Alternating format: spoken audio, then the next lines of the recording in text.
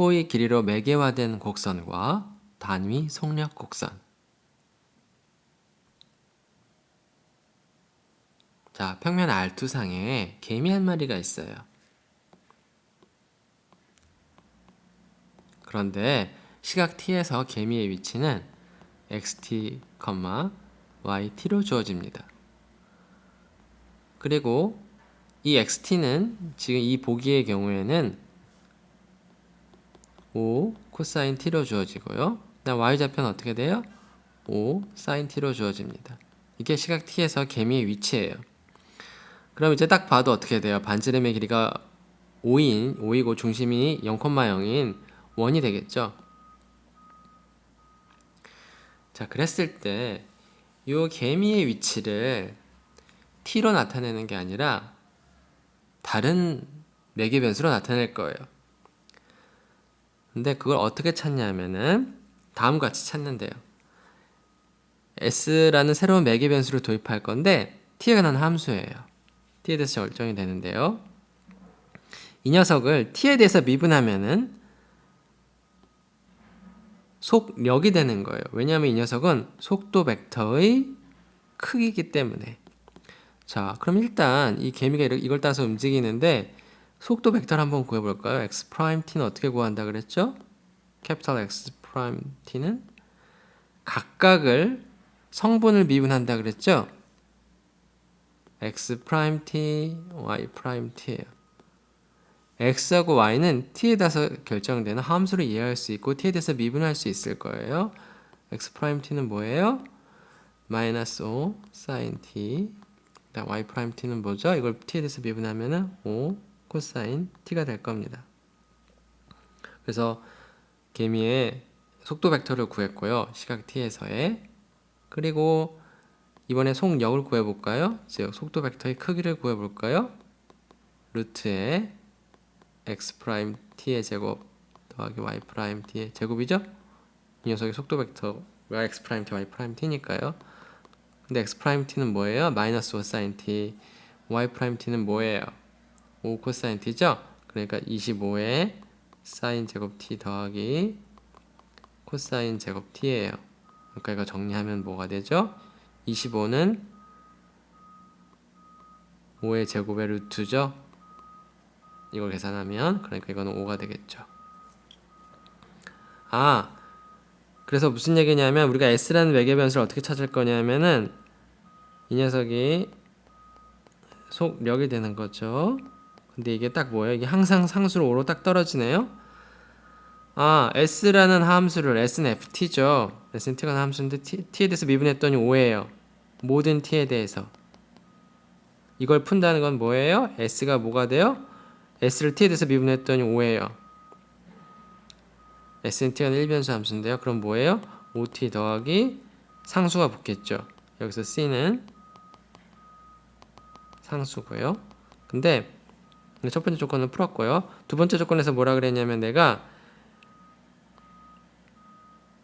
0은 f0이라 그랬어요. 근데 지금 이게 어떤 조건이냐면 s는 ft거든요. 아, 그러니까 t가 0일 때 s는 0이라는 얘기예요. 이 조건은. 그러니까 여기서 이 녀석이 바로 ft인 거죠, 지금.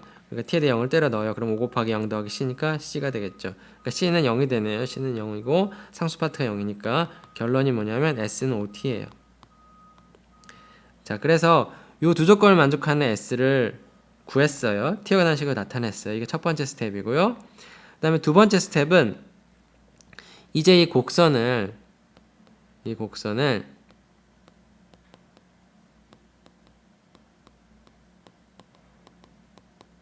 s에 대해서 재매개화하라 그랬어요. 이게 무슨 얘기냐면은 t를 s에 관한 식으로 나타내라는 거예요.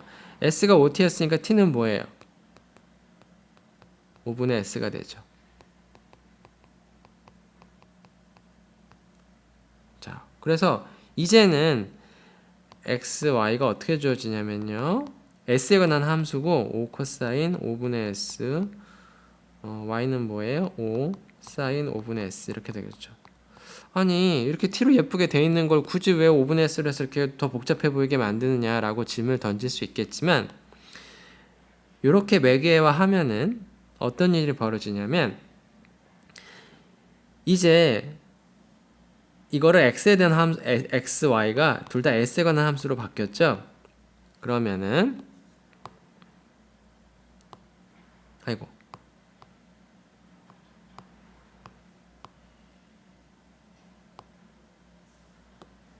자, 이 녀석이 이제는 우리에게 x가 되는 거예요. 캐피탈 x가 되는 거예요. 근데 사실은 이 x랑 엄밀하게 얘기하면 같은 x니까 여기다가 물결을 붙일게요. 틸더를. 자, 그러면 이 녀석의 속력을 구해 볼까요? 속력은 뭐예요? 속도 벡터의 크기죠. 근데 이 녀석을 s에 대해서 미분해서 속도 벡터를 구하고 그 속도 벡터의 크기를 구해보면 이제 1이 됩니다.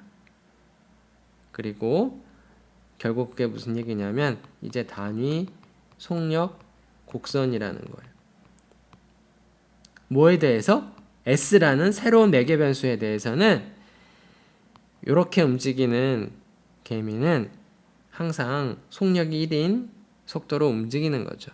그러니까 원래 애초에 주어질 때는 시각 t에서의 속도 벡터의 크기를 구하면은 이 속도 벡터의 크기가 5였는데 이제 t 대신 5분의 s를 대입했죠. 그러니까 훨씬 느려지는 거죠. 이렇게 해서 돌면은 똑같이 자치는 똑같아요. 똑같이 반지름이가 5인 걸 돌지만 이제는 속도 벡터의 크기를 구하면 항상 1로 일정해진다는 거죠.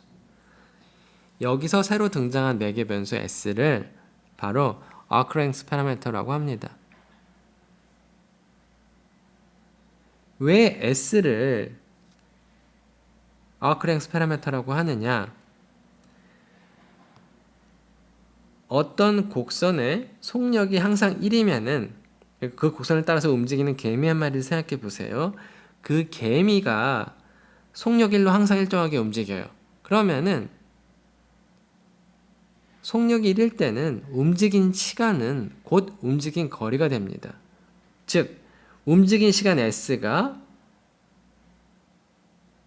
움직인 거리 s가 되는 겁니다. 속력 1로 움직일 때는 움직인 거리가 곧 움직인 시간이 됩니다.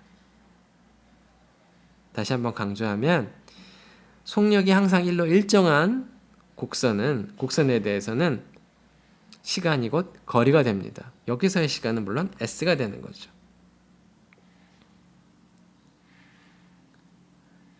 자, 이번에는 좀 더 복잡해 보이는 곡선이 주어져 있습니다. 마찬가지로 평면 R2에서 움직이는 개미 한 마리를 생각하시고요. xt, yt 시각 t에서의 개미의 x좌표는 e to dt cosine t, y좌표는 e to dt sin t. 자, t가 변할 때 이 곡선의 자체가 어떻게 되는지 여러분 스스로 개형을 그려보세요. 자, 속도 벡터를 구할 수 있겠죠, 여러분? 속도 벡터를 구할 수 있을 거예요. x 프라임 t 이거 구할 수 있죠? 그 다음에 그거에 대한 크기를 구할 수 있을 거예요. 그리고 이 녀석이 t에 대한 식으로 나올 거예요. 그러면 요거를 바로 전에서 풀었듯이 이 두 조건을 만족하는 s를 t에 관한 식으로 나타낼 수 있을 거예요. s를 t에 대한 식으로 나타내기를 할 수 있을 겁니다. 이 두 조건을 만족하는 s를 구하면은. 그러면은 여러분이 할 일이 뭐냐면은 이번엔 이 곡선을 s로 재매개화하는 거거든요. 그러려면은 거꾸로 s를 t에 대해서 나타냈죠. 그 다음에 여러분이 할 일은 뭐냐면 t를 s에 대한 식으로 나타냅니다.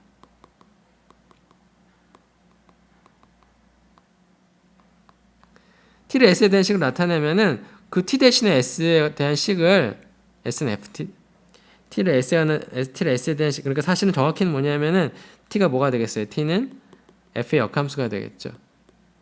그래서 t 대신에 f 인버스 s를 여기다가 때려 넣습니다. 그러면 이제 새로운 점은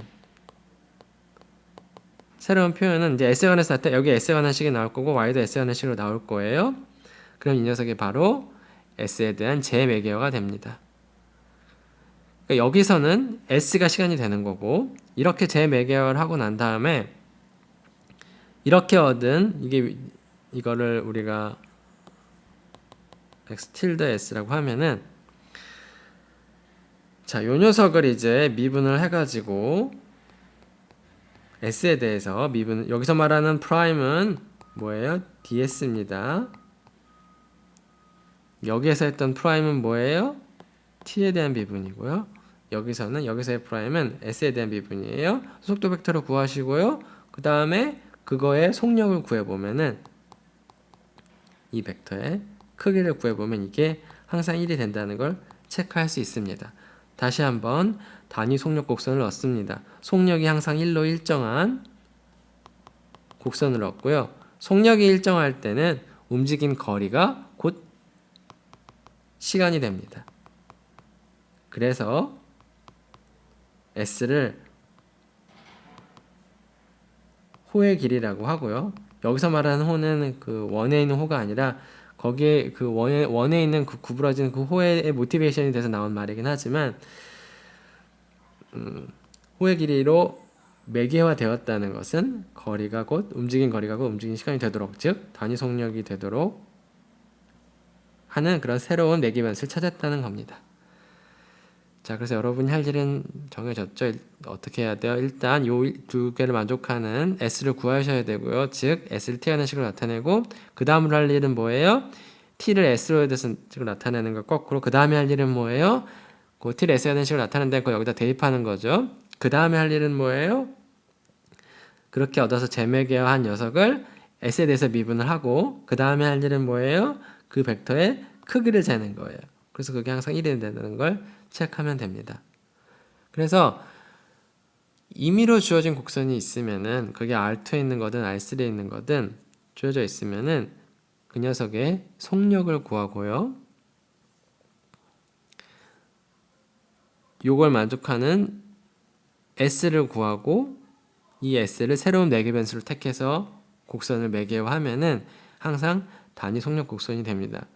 그 이유가 왜 그렇게 되는지 궁금하죠? 왜 이런 걸 풀면 항상 단위 속력 곡선을 얻는지 궁금할 텐데요. 그거를 여러분 스스로 한번 생각해 보세요. 그러니까 이런 트릭은 이런 방법은 특수한 곡선에 대해서만 되는 게 아니라 일반적으로 항상 얻을 수 있는 방법이에요. 이런 걸 풀어가지고 매개변수 S를 찾아서 항상 재매개화할 수 있어요. 단위 속력 곡선이 되도록.